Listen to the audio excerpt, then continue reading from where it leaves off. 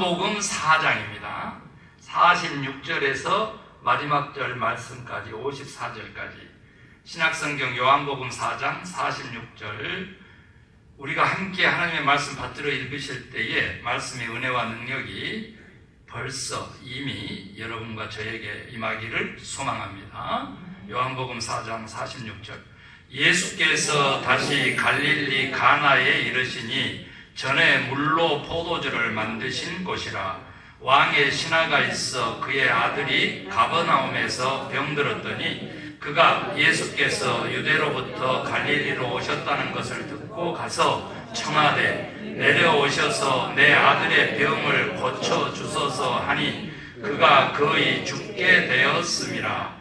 예수께서 이르시되 너희는 표적과 기사를 보지 못하면 도무지 믿지 아니하리라. 신하가 이르되 주여 내 아이가 죽기 전에 내려오소서. 예수께서 이르시되 가라 내 아들이 살아있다 하시니 그 사람이 예수께서 하신 말씀을 믿고 가더니 내려가는 길에서 그 종들이 오다가 만나서 아이가 살아있다 하거늘 그 낫기 시작한 때를 물은즉 어제 7시에 열기가 떨어졌나이다 하는지라. 그의 아버지가 예수께서 내 아들이 살아있다 말씀하신 그때인 줄 알고 자기와 그 온 집안이 다 믿으니라. 이것은 예수께서 유대에서 갈릴리로 오신 후에 행하신 두 번째 표적이니라. 아멘. 성도님들 앉으시고 제가 기도하겠습니다. 두 번째다 이렇게 표현한 이절입니다. 다른 말로 하면요 이렇게 돼요. 왕의 신하가 있었고 그 신하에게는 아들이 있었어요. 그런데 아들이 열병을 앓았습니다. 요즘으로 하면은 이 열병이 무슨 병인지 알 것 같아요. 온 몸에서 열이 나는 것입니다. 그 원인은 알 수 없으나 너무 고열로 시달려서 죽게 된 거예요. 그랬을 때 소식을 듣게 됐어요. 이 아빠가 무슨 소식을 들었을까요? 기도하지 않았으면 이런 소식을 들을 수가 없죠. 예수님이 가나에 오셨다라고 하는 소식을 듣게 되는 거예요. 그런데 우리가 잘 아시는 대로 가버나움이 갈릴리 선교의 전진기지입니다. 그런데 이 왕의 신하는 가버나움에서 살고 있었어요. 그래서 가나까지 오려면 얼마 거리를 걸어서 와야 되느냐? 32km가량을 걸어서 와야 되는 거예요. 우리가 잘 아시다시피 4km가 심리입니다. 그러면 80리가 되겠습니다. 우리 어르신들 때문에 제가 좀 환산을 해봤어요. 4km가 심리. 그래서 저도 예수 막 믿고요. 중학교 때부터 면소재지 학교로 유학생활하는 사람입니다. 제가. 그래 이제 우리 아버님 본 집에 단장 불악까지, 그 리도 아니고 불악이란데요. 그 불악 동네까지 그 교회를 다니는데 11.5km, 약 30리를 제가 매주 단 한 주도 안 빠졌어요. 태풍이 불어가지고요. 도로가 유실돼서 버스가 안 다녀도 저는 산길을 쫓아서 주일을 성수했습니다. 고향교. 왜 그랬을까요?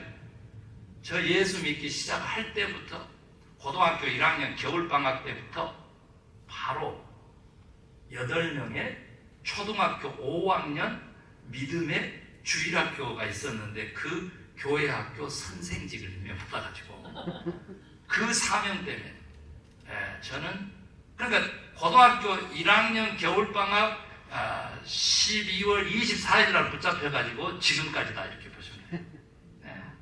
그래서 제가 자랑이 아니라 11.5km 가지고 이거에 정확하게 몇 배요? 3배.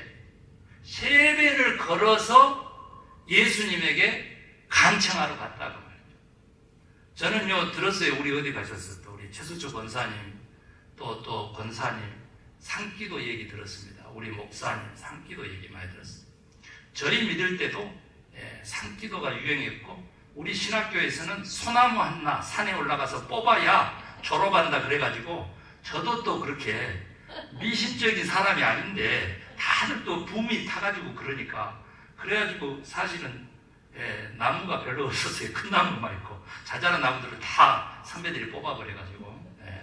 그리고 막 기숙사에서 들으면요 그냥 미친놈 소리가 많이 나왔어요. 왜?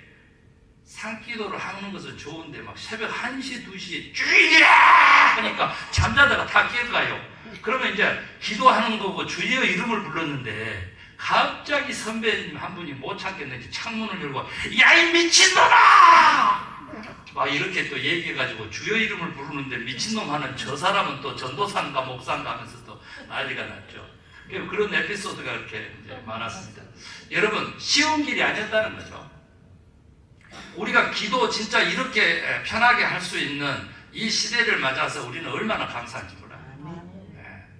이때는요 예수님 만나려고 하면 이렇게 힘들었어요. 그런데 지금은 우리가 영적인 존재가 됐기 때문에 성령님을 보내주셨기 때문에 이렇게 교회에 오면 또 예수님의 이 사랑의 구원의 상징의 십자가 앞에 서면 우리는 예수님 만날 수 있게 되죠. 그래서 우리 아들은 또 화장실에서도 만나더라고요. 성경을 외우라 그랬더니 그냥 그대로 성경 본문 들고 가가지고 영어로 된 걸 들고 가서 화장실에서 볼일 보면서 또 하기도 하더라고요. 여러분 말씀 보고도 만나고요, 찬송 부르면서도 만나고요, 예배 때도 만나고요, 그리고 믿음의 사람들과 교제할 때도 우리는 예수님을 만날 수 있습니다.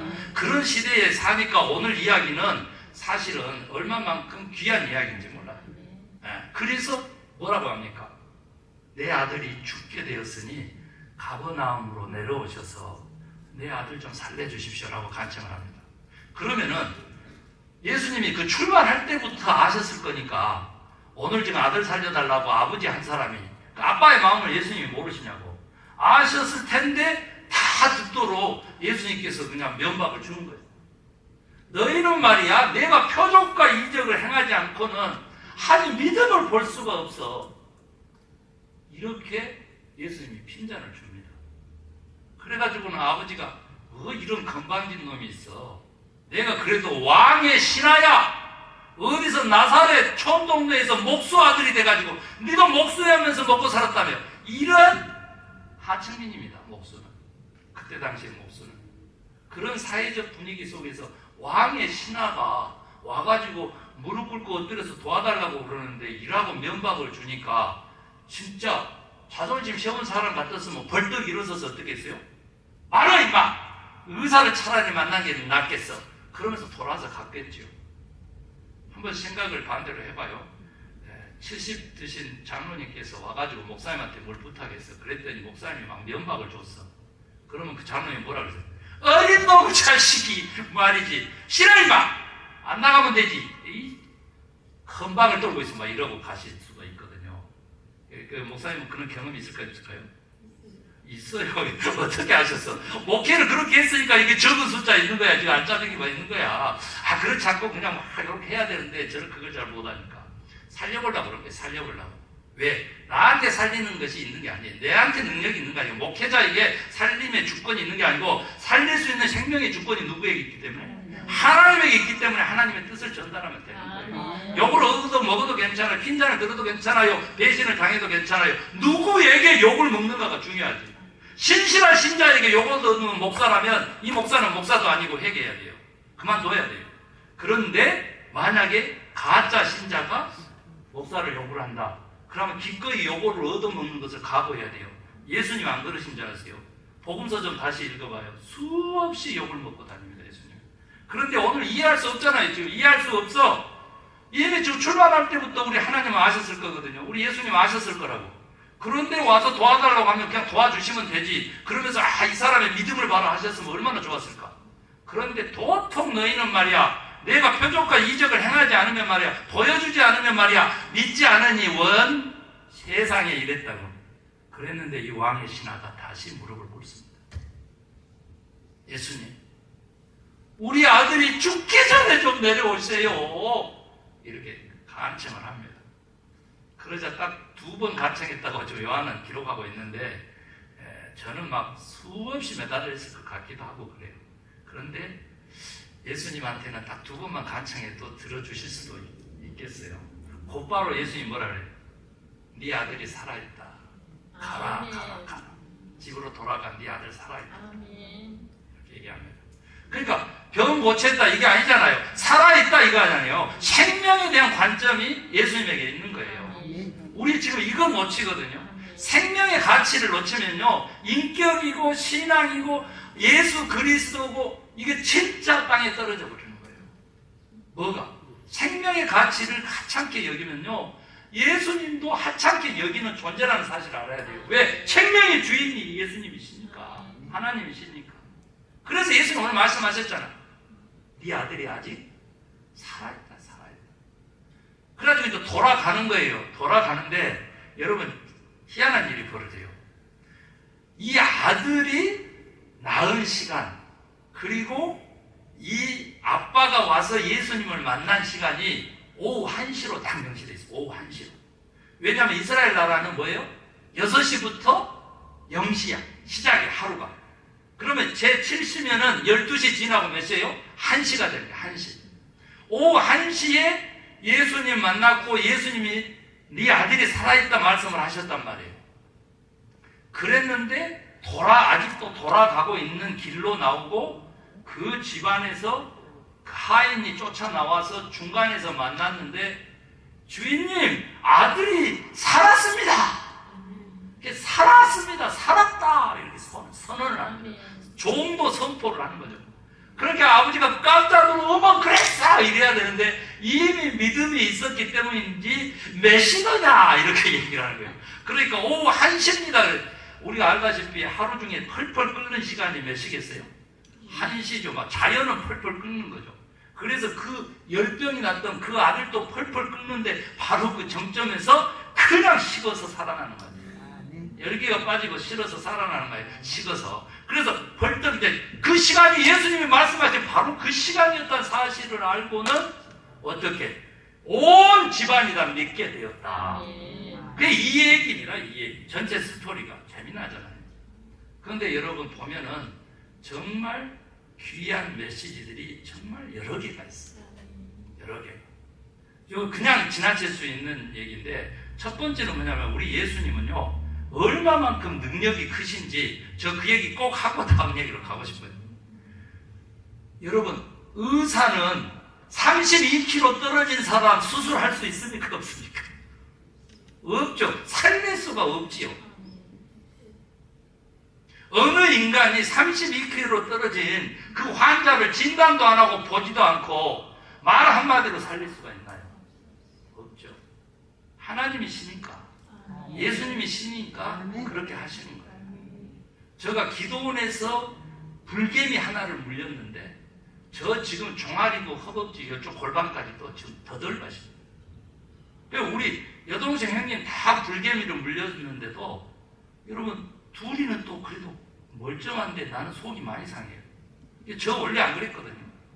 그랬는데 무슨 알러지 있는 사람처럼 말이죠. 불개미 뭐 독굴 면역성이 얼마나 떨어졌는지 이만한 불키어 이만한 불키어. 그리고 막 덫이 나고 막 덜가고. 그래가지고 어지가 뭐 혹시 당 때문에 그러나 싶어가지고 당뇨약을 찾아서 막 먹고 그렇게 지금 하고 있잖아요. 그런데 역시 그렇게 또 열이 최고조로 달해가지고 가렸더니 또 약을 또 바르고 그리고 또 기도하고 이렇게 했더니 싹 가라앉아가지고 이렇게 상했던 것도 이렇게 좁쌀만하게 지금 그렇게 되고 이렇게 변화가 있습니다. 여러분, 기도원에서 제가 아파도 여러분이 여기서 기도하면 이제는 나을 수 있습니까? 없습니까?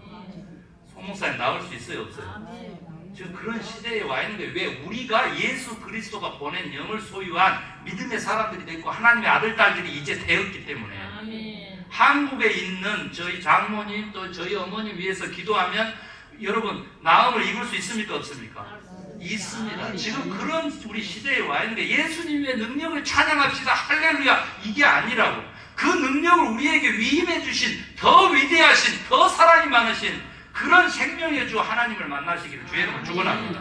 아멘입니까? 그래서 이 아빠가 칭찬받아야 돼요. 왕의 신하인데 이 아빠가 칭찬받아야 돼요. 왜? 예수님을 알아봤다는 거 아니에요. 알아봤다는 거. 그렇지만 그에게도 두 가지 잘못된 믿음이 있었는데 뭐 하나 따져보면 하나일 수도 있습니다만 여러분 뭐라 그럽니까? 내 아들이 죽기 전에 시간을 한정하는 것이죠. 그리고 내려오셔서 32km 빨리 가십시다. 우리 아들 좀 살려주세요. 빨리 가요. 빨리 가요. 장소를 한정하는 그런 잘못된 믿음이 드러나게 됩니다. 여기서 우리도 이럴 수 있다는 사실에 깜짝 깨어나야 돼요. 여러분 기도할 때 어떻게 합니까? 주의 뜻대로 이루어지기를 원합니다. 이게 전 기도야. 이게 진짜 기도라고요. 주의 뜻대로 구하는 기도는 하나님이 즉각 응답합니다. 그런데 우리 어떻게 합니까? 딱 정해놓고 하나님 이번 달에 5,000불 필요해요. 아시죠?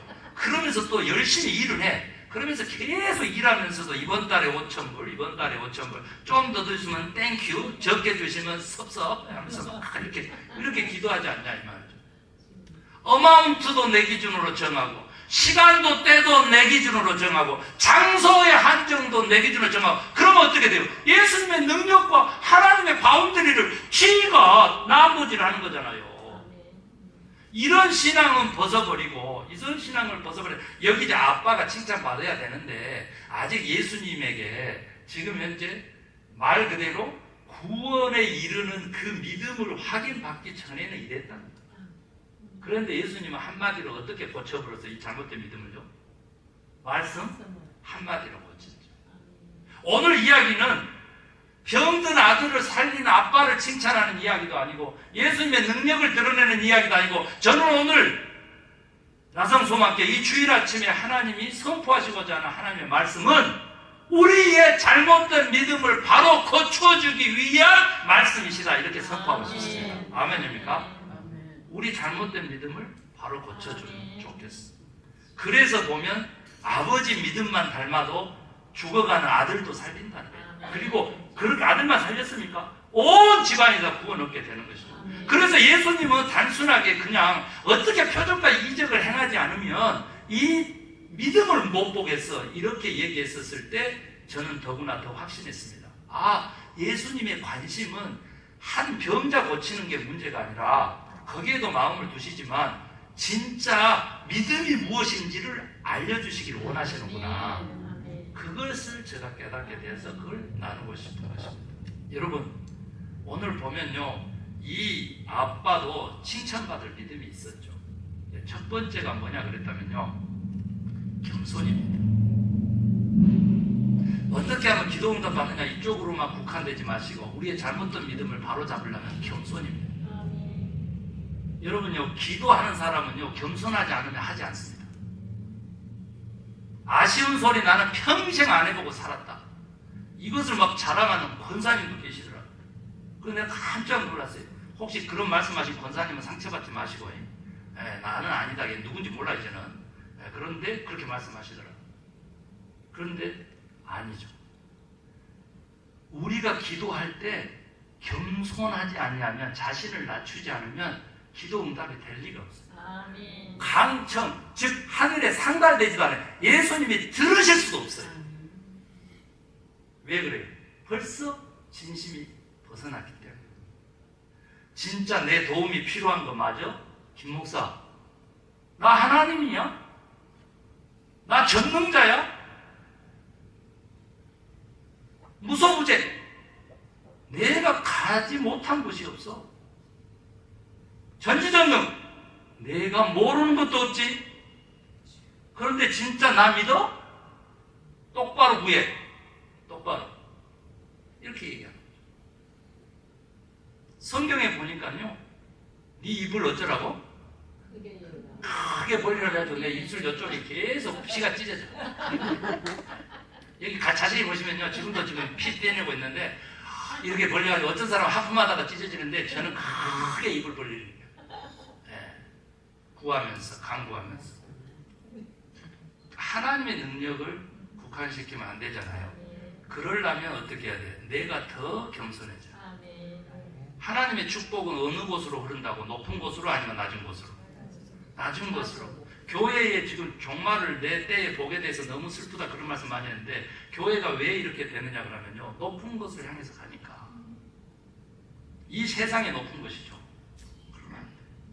항시 하나님의 축복과 능력은 낮은 곳에 임한다는 사실. 예수님 때문에 그렇습니다. 예수님 때문에. 하나님이시고 메시아신데 지금 장단을 맞춰주는 거 아니에요. 그 수준에 맞춰서. 그래서 우리를 변화시켜. 그 다음에 이 겸손하실 뿐만 아니라 이 아들을 살린 이 아버지는 또한 끈기가 있었다. 조금 전에 설명했지만 면박을 줬는데도 포기했어요, 안 했어요? 안 하고 다시 엎드렸어. 그런데 똑같이 얘기해서 그게 조금 섭섭하긴 하더라고요. 저 섭섭해요. 똑같이. 아니, 아들 죽기 전에 빨리 내려오십시오. 이렇게 간청을 했잖아요. 그래서 그 앞에 간청한 거 똑같이 간청하는 것은 아쉽지만 그래도 끈기 있는 믿음은 있었다. 제가 이 얘기를 미리 하면서 믿음의 본질에 대한 설명을 좀 제가 해드리려고 그럽니다. 그러니까 그렇게 아시고, 그 다음에 진짜로 이분이 올 때는 불안이었는데 갈 때는 뭐였어요? 믿고 간다고 나와 있어요. 믿으니라 이렇게 돼요. 믿으니라. 그러면 갔잖아요. 그런데 이제 아들 살았다고 하고 그 예수님의 말씀 순간에 살아난 것을 깨닫고는 온 집안이 다 믿게 됐다. 두 번이나 믿고 갔고, 그 다음에 온 집안이 믿게 돼서 구원을 받았다. 여기까지예요. 예수님의 관심은 우리의 믿음을 고쳐서 뭐 하려고 그래요? 온 집안을 다 구원하시려고 하는 거죠. 우리 주변의 모든 사람들 다 구원하시기 위해서 우리 믿음 올바르게 고치면 우리 그렇게 할 수 있는 줄로 믿습니다. 그래서 그 길을 가기로 원해요. 그런데 우리가 여러분, 믿음이라고 하면은 제가 늘 설교 강하게 합니다만은 히브리서 11장 1절 빼놓을 수 없죠. 믿음은 바라는 것들의 실상이요, 보이지 않는 것들입니다. 보지 못한 것이 아니고 보이지 않는 것들의 뭐라고? 증거다. 저는요, 하도 실천을 안 하고 입술로만 믿고 있는 사람들 때문에 설교를 했다 그러면, 이거 설교했다 그러면 믿음이 뭐요? 실상이고 증거요. 다 그렇게 얘기를 합니다. 막 실상이고 증거. 그래가지고 하도 그 설교만 하니까 다들 행하라고만 들으니까 싫어라. 그래가지고 내가 하나님 목회를 어떻게 해서 믿음을 좀 제대로 가르쳐 보겠습니까? 하고 무릎을 꿇었더니 세상에 하나님이 저에게 깨닫게 해주시는 거예요. 김 목사, 네가 분석한 대로 방점이 뒤에 있는 건 맞다. 즉 바라는 것들의 실상, 보이지 않는 것들의 증거. 방점이 실상과 증거는 맞는데 이놈아, 그런다고 해서 바라는 것 없이 어떻게 실상이 생기겠냐. 그리고 믿음이라고 하는 것이 뭐예요? 보이지 않는 것들의 증거를 삼는 것인데, 보이지 않는 것들에 대한 인식 없이, 보이지 않는 것들에 대한 소망 없이, 보이지 않는 것들에 대한 열망 없이 네가 어떻게 증거를 남기는 삶을 살겠어? 무슨 얘기예요? 그러면 예수님 무슨 뜻입니까? 그랬더니 똑같은 값이란다는 거예요. 똑같은 값이란다. 여러분 믿으시면 아멘 하시기 바랍니다. 저는요, 실상을 만들기 위한 믿음의 여정, 목회의 여정을 그렇게 달려왔다고 하면 하나님께서 잠깐만 멈춰봐. 그러면서 깨닫게 해주시는 거예요. 바라는 것도 너무 중요하단다. 그래서 저에게 주신 말씀이 바라봄의 법칙이라고 하는 거예요. 무엇을 바라보느냐? 누구를 바라보느냐? 어떤 가치를 바라보느냐? 라고 하는 것. 즉 내가 무엇을 구하고 무엇을 소망하고 무엇을 기도하느냐가 곧 실상이 된다는 하늘나라의 원리를 깨우쳐 주시더라고요. 믿음 설교니까 제가 좀 하는 거예요. 여러분, 저 간증도 있지만요, 원어적으로 히브리어로 믿음이 뭐냐 그랬더니요, 예문이라고 하는 단어입니다. 히브리어 예문이에요. 우리나라로 하면 뭐겠어요? 예문이라고, 문제의 예문, 예비 문항처럼 그렇게 우리가 들리잖아요. 그러니까 그렇게 해도 괜찮아. 사실 뭐예요? 테스트라는 거예요 라고 볼 수 있어요. 믿음은 테스트. 아브라함에게 그렇게 하셨잖아요. 믿음에 있어서 아브라함에게 100세에 얻은 아들 바쳐라. 그 테스트를 통과한 다음에 하나님이 그 전에 열국의 아비로서 축복을 해줬지만 계약을 갱신하면서 열국의 아비, 열국의 믿음의 조상 가나안 땅 다시 확정해 주셨어요. 뭐 하늘의 별과 같이 바다의 모래같이 확정해 주셨어요. 테스트라고 하는 우리 한국말로 그렇게도 바꿀 수 있지만, 여러분 이 예문이라고 하는 히브리어 믿음은 무엇을 의미하느냐 그랬더니 처음과 끝이 같은 거. 그러면 여러분 기억력 좋으신 분, 지난주에 제가 설교할 때 진실이라고 하는 거, 참이라고 하는 것은 처음과 나중이 같고 겉과 속이 같은 것을 저는 진실이라고 표현합니다 그랬죠. 진실과 참이 있어야 온전한 믿음이 되는 것이죠. 이게 처음부터 끝까지. 할 때 잘못일 수 있어요. 그것은 어떻게 돼? 척하는 걸로 진실에서 벗어난다. 그렇지만 처음부터 끝까지 그 믿음을 유지하고 한다면 그것을 믿음이라 한다. 예문이라 한다. 그러면 신약에서는 피스토스라고 하는 단어를 썼어요. 헬라어입니다. 믿음, 피스토스. 그런데 이번에 또 잘 아시다시피 피스톤 박이라고 옛날에 일제시대 때 독립운동 하셨던 분 실제 그런 이름이 있었다고 그래요. 피스톤하고 비슷하잖아요. 여러분 기억하라고 얘기하는 거예요.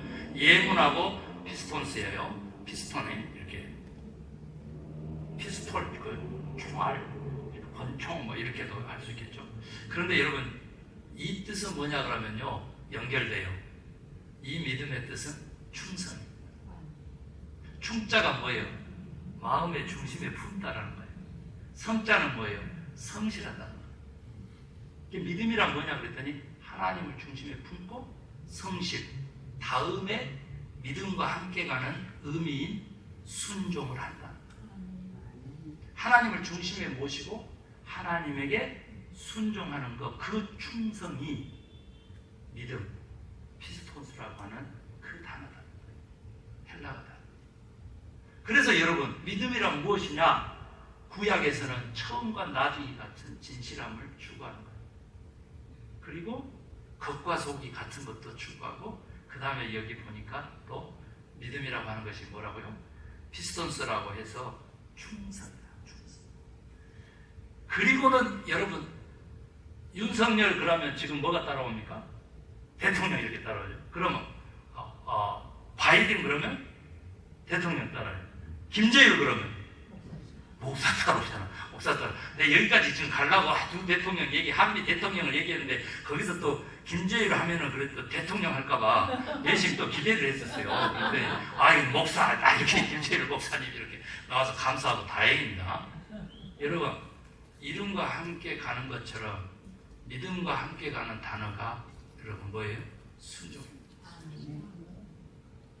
이 믿음의 근본적인 원어적인 이 의미를 모르고 우리가 믿음을 온전히 회복할 길이 없다. 그래서 저는 특별하게 오늘 믿음의 단어에 대한 소개를 히브리서 11장 믿음의 장과 더불어 제가 한 번 더 소개를 제가 했습니다. 여러분요, 우리는 믿음으로 구원했죠? 아멘입니까? 그런데 그 믿음은 뭐가 따라온다고? 순종이 곧바로 따라온다. 이렇게 보시면 돼요. 제가 어느 과수원 얘기 제가 좀 하고 오늘 말씀을 마치려고 합니다. 동네에 과수원이 있었는데 그 과수원 주인이 너무 마음이 착하고 선한 사람이었다. 그랬더니 그 동네에 자라는 청소년들, 청년들은 다 그 과수원, 즉 사과밭이었는데요, 서리를 해먹고 자라는 거예요. 서리를 해먹고. 그랬는데 어느 날 동네에 그냥 거만한 청년들이 한바탕 서리를 해서 과수원 주변, 울타리 주변 나무를 싹쓸이 해가고는 소문을 퍼뜨렸는데, 남의 거 돌아먹고 있으면 소문을 좋게 내야 되는데 그렇게 사과가 맛이 없네, 이렇게 소문을 낸 거예요. 그러니까 과수원 주인이 화가 났어요? 안 났어요? 화가 났다는 거예요. 그래가지고 할 수 없이 말이죠, 본인이 직접 사과를 따가지고 가가지고 청년들, 서리한 청년들 다 동네 마당에 불러 모아가지고 사과를 맛보게 했어요. 그 사과를 맛을 보니까 그 소문을 들었던 동네 사람들도 다 사과가 왜 이렇게 맛있어? 이렇게 단데 이놈들 도대체 뭘 먹고 가서 사과를 따먹었는데 그런 헛소문을 퍼뜨려 하고 막 이랬다고요. 그랬더니 주인이 뭐라 하냐면, 아이고 어르신들 나무라지 마세요. 제가 하도 서리를 당해서 사실 사과나무를 심을 때 덜 달고 덜 마신 사과나무는 울타리 주변으로 싹 해놓고요, 잘 맛있는 사과, 돈 되는 사과는 다 가운데 심어놨지요. 하하하 하면서 쫙서 웃고 나왔어요. 그래서 그 얘기를 듣고 보니까 겉에서 보면은요, 우리의 믿음도 맛없어요. 그래서 문제를 보고 문제를 일으켜. 교회도 똑같아요. 깊숙이 들어와야 돼요. 하나님과의 관계도 똑같아요. 살짝 하나님과 만나는데 그런 식으로 만나면 안 돼요. 깊숙하게. 하나님의 섭리 그 계획과 축복의 그 계획 속에 깊숙하게 인생을 던져넣어야 돼요. 올인 해야 되는 거예요. 올인, 전부를 걸어야 돼요. 교회도요, 깊숙하게 들어와 본 사람은요, 정말 우리 나성소망교회를 구성하고 있는 이 지금 멤버들이, 이 가족들이 진짜 귀하고 복되고 참으로 아름답고 이쁘고, 그냥 좀 별로고 그냥 아우 짜증나고 뭐 이렇게 문제를 일으키고 문제를 지적하고 그 사람은 어쨌다고? 과수원 주변에 맛없는 사과 따먹고 돌아다닌다 이렇게 보십니다. 사랑하는 성도 여러분, 믿음도 이와 같다는 것입니다. 아멘입니까? 우리 서로와의 관계성 속에서의 믿음도 이와 같은 것입니다. 속사람 들어갔다가 나온 것처럼 그렇게 깊숙이 서로를 이해할 때 사랑은 더욱 어쩐다? 커진다. 믿으시면 아멘. 예, 피아노 반주에 맞춰서 기도하겠습니다. 믿음을 가지고